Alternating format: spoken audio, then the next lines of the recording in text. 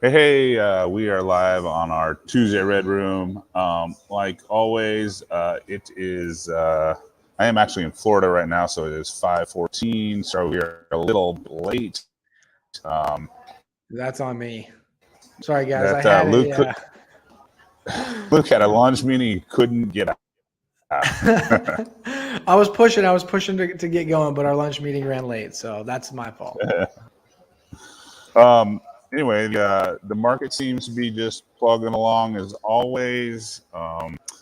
It's good to be in Phoenix. I'm here at CG listening to some stuff stuff is recovered, not as well as Phoenix has recovered. But definitely listening to some pain points of people that were, we all had struggles last third and fourth quarter, but it seems to have come around. And so, yeah, it's back to this is normal here in Phoenix anyway, right?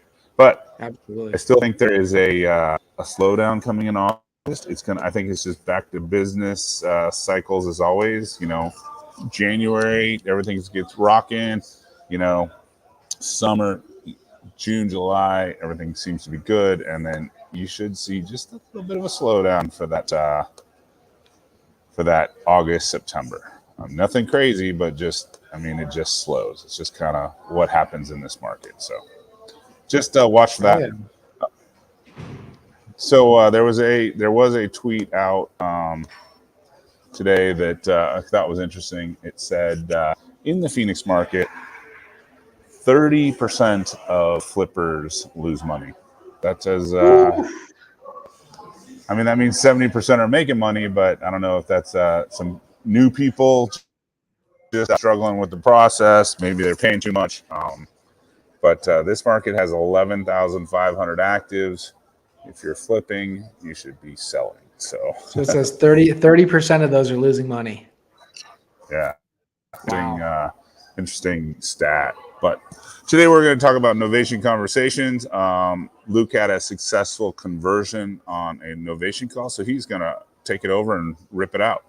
Absolutely. So we haven't been doing novations for a ton of time, but we've been doing it for a little bit now, and we ended up getting 2 novations in the last week and a half. So I've got both of them recorded. So I'm going to play the first one for you guys. So the recording is about 15 to 18 minutes or so. So I'll kind of just give you the breakdown real quick. So basically, and if anyone's got any questions, definitely jump in and shoot whatever you got. But basically what happened was, what we did is we hit the cash extremely hard. I think I needed to be at like 180, 190. The guy had already been under contract multiple times at like 220, 230 and 240, something like that. So he hadn't wanted to make it happen anything less than that. And so I was pushing hard for our number at that 180, 190. I think I maybe came up to 200 at the very, very worst. And you'll just be able to hear it kind of where we went with it. So I've got it on my phone. So what I'm going to do is I'm going to hold my phone up against the speaker here. So or up against the mic. So let me put this together. Give me 1 sec. Settings.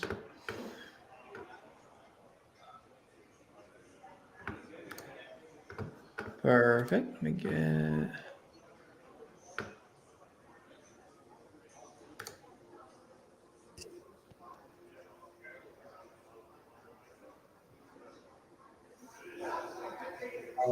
You still hear me, Chris? Yep, still hear you. Perfect. All right. Here we go. I want to make sure you guys can hear me.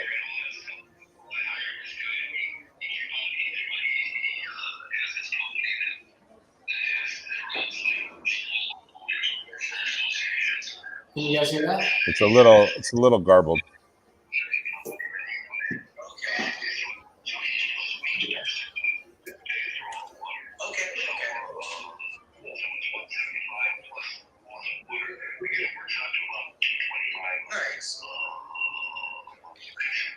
They can't make it out. Cash. I'm sure the other guy said this as well. We pay your closing costs, doc fees. There we go. That's better. In my office, offer is really just a net cash offer in your pocket. The difference with me, that I'm just going to be honest with you, is that there's a lot of people that are out there that are just tying up properties and trying to move them. The difference with me is, and you can even look at my entity if you want, is that we close on all of our stuff no matter what. We either use it, we'll either rehab the property and resell it, or we're just going to keep it as a rental property. So that's kind of the difference between myself and what a lot of these other guys are doing. Unfortunately, there's a lot of courses out there that are teaching this to lock stuff up and then just try to sell it. And if you can't sell it, then just cancel it. So it sounds. Whoever we do this, they're going to have to put a grand or a deposit or something down. Just right. Because I'm not letting these guys off scot free after And so that's. I didn't realize it the second time. The guy, another guy told us that these guys are doing this. Doing exactly that. So we stretch the deal. It's still pretty, like his sound is pretty bad. And Jim, something that I'll do, and again, this is something that we do on every property, is that we put down $2,500 hard. Put down $2,500 hard on every property that we buy. So again, when I say hard, it means that that goes to you no matter what. Is it better now? Okay. Still a little struggle. Yeah, right. And I have zero intention. What about not putting it next to a microphone? I come into a property, I have zero intentions of backing out. So kind of where I'm at, to be honest, I'm just going to I took a look at the numbers. I'm going to take a guess that most people have been trying to buy the property around 215 to 220. That's my guess. And I'm not surprised that they're backing out, because at 215 to 220, they're probably not able to move that property. And so, and again, I don't know what you're doing under contract. You want to maybe just paraphrase it? I think that might be better. Yeah, it's not. I'm trying to. Yeah. Make it better.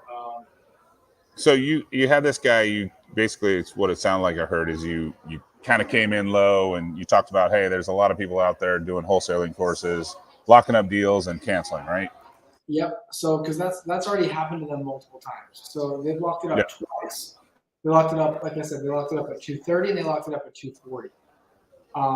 So I was explaining to him, I was like, there's obviously a reason why people are canceling. The reason why people are canceling is because they are literally just trying to lock it up to move it, and then they understand that they're buying it too high, so that's why they're not able to move forward with it. So that's why I explained to him. I said, listen, anyone else that's going to go under contract, unless you're dropping the price quite a bit, they're going to do the exact same thing to you. You're letting everyone do these inspections, and you're letting them cancel on you, and you're not getting any earnest money for it. You're not doing anything. I said, if you're actually going to ask people for earnest money, guess what? They're not going to actually move forward with it. Yeah.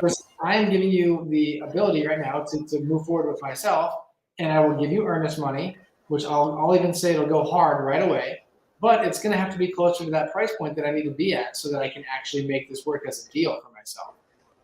And so, he basically was saying, I have the ability to send this to other people. He's like, I haven't really had the chance to send this out yet. So, this is something that I really want to make sure that I can get this out to other people. And I said, I'm not trying to be an asshole, but I'm just being honest with you. I said, your deal has already been blasted. Your deal's already been blasted to a ton of people. And so the fact that this has already been sent out to a bunch of people, you're not going to be able to sell this to an investor. I know that you think that maybe you will be able to, but I said, but if this has already been blasted a ton of times and no one's moving on it, there's a reason. So the fact that everyone's already seen this, I said, you have already tested the waters. With you already testing the waters on this deal, no investor is going to buy this. And so he's in a position where he doesn't really want to just do a listing. He had mentioned that he's maybe open to it, but you can tell he's at a position where he doesn't want to go that route. He just doesn't want to do it. Right. And so I hit hard on the cash. I hit him like 4 times. I'm like, listen, I might be able to come up to 200. That might be the absolute best that I can do. And he's like, no, I won't go any lower than 225. 225 is the number where I can't leave any more money on the table. It's a 4-bedroom, 2-bath house, 1,600, 1,700 square feet in a good area. So, he's like, I'm not willing to go less than 225, which I don't blame him. You know what I mean? I totally understand that. Well, what was and so what was the condition of the house? it's very clean. Yeah. And that's where this kind of fits in, right? For those kind of cleaner, didn't want to take the wholesale deal, but because it's generally too low, but doesn't want to list it. You're going to handle it all for him. Exactly, and he didn't want to handle that. So because he didn't, I pushed again for the cash, and I said, listen, the only way I can make you a cash offer, the only way is if I'm around that 200. And he just said, no, I can't do that. So no worries. Yeah. So he started getting ready to get off the phone, and now this is where the novations come in. So I said, listen, I do have another option. I said, this option is not for everyone. It might not make sense for you. I'm just being completely honest with you. But we'll at least try and see if we can try to make this work. And he's like, okay, what is that? And I was like, so basically what it is I need two things from you for me to be able to put this on the market. I'm sorry, for me to be able to move forward with this at the price point that you want, the 225. And he said, okay, what are those? One of them, I said, is for the ability for me to be able to put this on the market. I said, you need to let me be able to take this to my buyers. I said, over the years, we have built up buyers. We have relationships with hedge funds. We have private buyers we have end buyers that are in this area. We have all those things. And so we have that ability. And then the other thing that I would need from you for me to be able to get you that 225 of a net offer in your pocket of what you're looking for is I'm also going to be able to need reasonable access to the property. If you can give me reasonable access to the property, meaning if I need someone to get in, if I need a contractor, if I need anyone to be able to go see it, that you're going to give me that ability to go see it. Those are the two things. I said, if you'll give me reasonable access and you give me the ability to market it on the open market, then we have a deal, and I'll get you that 225. I will net you 225. The other thing is, though, is that a cash offer a lot of times can close in 10 days to maybe 3 weeks. I said, I can't close in 3 weeks for you. What I can probably do is I could probably close in 45 days. So give me double that. I need 6 weeks instead of 4. 6 weeks instead of 3, I'm sorry. If you're willing to give me 6 weeks, give me the reasonable access, and let me take it to the open market, then I will get you 225. And so he said, well, I've been kind of in that position where why wouldn't I just bring it to the market? Why wouldn't I just put it on the MLS? And I said, absolutely. You're more than welcome to take it to the MLS. If you want to be the one to handle the listing, if you want to pay the realtor fees, you want to pay the closing costs, you want to have an inspection where they're going to ask you to fix things, you want to do all that, you want to maybe have it sit on the market for 3 months, absolutely, be my guest. I'm not. If you want to absolutely try to maximize your money that you can make on it, then I 1,000% say yes, take it to the market. I'm a convenience-based company. I'm a convenience-based company. If you're open to that and you understand that you're not going to make the maximum on this deal, but it's going to be extremely easy and it's going to be hands-off for you, then I could be a good fit for you. And he literally said, no, I totally understand that. And he said, if you're willing to give me $1,000 earnest money, he said, I'll go 45 days. I'll give you 45 days to try to move my property. And as long as you're guaranteeing me my 225, we got a deal. That's awesome. So that's a great conversation. And you came after, how many times did you pitch the cash offer? 6. Literally, I pitched it like 6 times. And that's the thing that you got to realize, though. And again, I want everyone to keep in mind, I'm not super, familiar with novations. Like, we have not been doing novations for a long time. We've been doing them for a very short time. But again, I think what novations come down to is they come down to pushing extremely, extremely hard for cash and getting it to the point where you almost feel like there's nothing you can do, right? You get it to the point where you almost feel like, you've kind of reached that point where we're not going to be able to make anything happen. And then, when you kind of surprise them and say, you know what, we do have something else that can potentially work. I don't know if you want to almost do the takeaway. I don't necessarily know if it's a good fit for you, but I'll at least see, I'll at least kind of explain it to you and let you know what we do. So from that point, I said, give me about 30 minutes. And I said, because he said, okay, sounds good. He's like, let's do it. How does this move forward? So I said, what I need to do is I need to get together the contract, get the agreement together. I'll send this over to you and I'll call you back and we'll walk through the whole agreement. So that's exactly what I did. I said, can I call you in 20 minutes? And he said, yeah, absolutely. Call me in 20. So put the agreement together. I got his email address, sent it over to him, called him back, and I said, okay, are you ready to walk through the contract together? He said, yes, I am. Let's do it. We walked through the whole thing. Any question that he had, I answered it. And then, and we moved forward. So we have a 45-day window is basically what we agreed to move this house for him and guarantee him 225. That's awesome. It's like when you're fishing and the fish is swimming with you and you feel like you lost it. And then you get to the next boat and you're like, oh, I still got him. Yeah, exactly.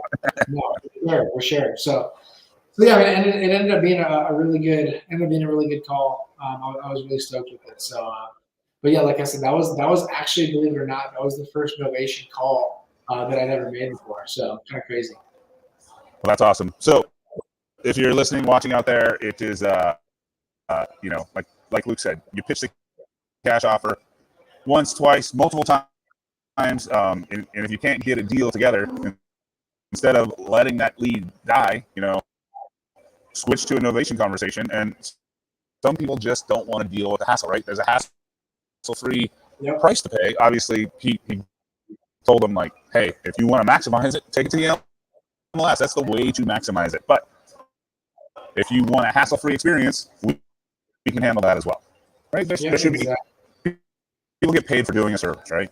Yeah. And that's the thing that I think a lot of people don't understand is that, or you get worried about, is that I think that the smartest thing that you can do is this: one, you got to show confidence in what you're doing. If you come across like you don't know what you're doing, if you come across like you're not confident in the process, they're going to see right through that. They're not going to like it, right? So like that's a big thing. The second thing is you have to. I like being just very upfront and honest. I think that a lot of times when people kind of go the novation route and try to hide stuff, you try to hide the fact that you're going to be taken on the market. You're worried that they're going to cancel. You're worried that they're not even cancel, but you're worried that they're going to be like, oh, why wouldn't I just take it on the market? I think that when you talk to people, they're going to understand that you are not doing this for free, right? Like that's a very big thing that you have to explain to them. Like, listen, I'm not in business to lose money. Like I'm not doing this for free. Like obviously, yes, I'm doing this to make money. I'm sure you understand that. And so another way that I like to break it down to people though is that, listen, let's just say we end up, I'm guaranteeing I'm going to move it in 45 days. So guess what I'm going to have to do? If I take this to the market, I'm going to have to undercut the market to get this thing moved quickly. Because I only have 45 days to move it, so I need to move it quickly. So with that being said, I'm going to undercut the market. I'm going to list this low. And if I do that, obviously, I'm taking on, like I mentioned, all the realtor fees. I'm taking on all the closing costs. I'm taking on all the dock fees. I'm probably going to have to do some minor renovations to the property. Not even probably. I'm going to. I'm going to have to do minor renovations to the property. That's going to be on me. That's not on you. That's on me. So by the time it's all said and done, let's say we list this property at 270, right? We list at 270. We pay 6% realtor fees. We pay closing costs. We pay dock fees. We pay all that, and we have the inspection. By the time it's all said and done, there's a good chance I'm looking at making somewhere in the ballpark of like 10 grand. Let's say that you list this on the market with an agent, and you're going to pay 6%, right? Yep. If you're paying 6% on, let's just say around 300 grand, because that's what you'd be pushing at, what's that number? It's 18 grand. Yep. You're looking at 18 grand. So half of that's going to the other agent, the buyer agent, and then the other 9 is what you'd be paying any other agent to list it. So if I'm looking at this to potentially make somewhere around 10 grand, you'd be paying an agent 10 grand anyway. So I mean, for sure. In all honesty, it's not like I'm trying to kill it. It's more so just, I'm just making enough commission that what would normally be like a regular deal. And if we get more than that, then obviously that's fantastic. But again, like that's kind of how we break it down is that we're basically looking for, a commission on this. And that's ultimately what you're going for. And again, if you can get more, that's perfect. That's what you're looking for. But that is ultimately what it is, what it can be. And then also, I think a good thing for the conversation is, when you get those offers on MLS, you're not necessarily, at least I'm not looking for the maximum dollar amount. I'm looking for the cleanest, Yep. Not a FHA with a 45-day close and a 3% back and all that. I'm looking for this cleanest, simplest, transaction that's going to get me across the finish line, even if I have to sacrifice $5 grand. I'm looking for across the finish line contract. Something's going to be a little bit better. So exactly. That way, because you don't want you've got your 45 days. You don't want to extend it to 60. I mean, you can probably get a 60 if you got the deal together, right? You could probably go back to your seller and say, hey, I got it. Looks good. We're going to probably need 60 once you got a contract in place. But, you don't want to be, trying to maximize the dollars that might take that that transaction further down the road. Right. No, exactly. So, and that's like you said. I mean, you want to find these clean houses. You got to realize there's a lot of properties that are out there that are very similar. This scenario is it happens often where they're looking for they're looking to get a specific number, but as an investor, a lot of times it's really difficult to give them that number that they're looking for because it just doesn't make sense to get in that route. But when you look at it in the sense of being able to put it on the market and then just give them a guaranteed number, it's usually going to leave a little bit more on the table for you. For sure. Well, guys, that's the Novation conversation. If you have any questions, once again, this is a tool that you should be using. You should be using all 4 tools. Wholesale, Novations, creative, retail. Like, let's convert all the leads. It's kind of what Luke and I talk about most of the time.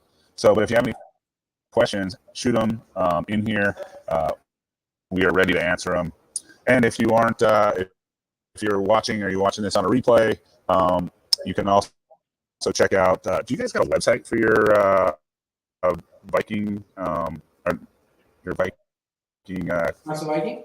No, yeah, it's the House of Viking. Yeah, sorry. Just House of Viking.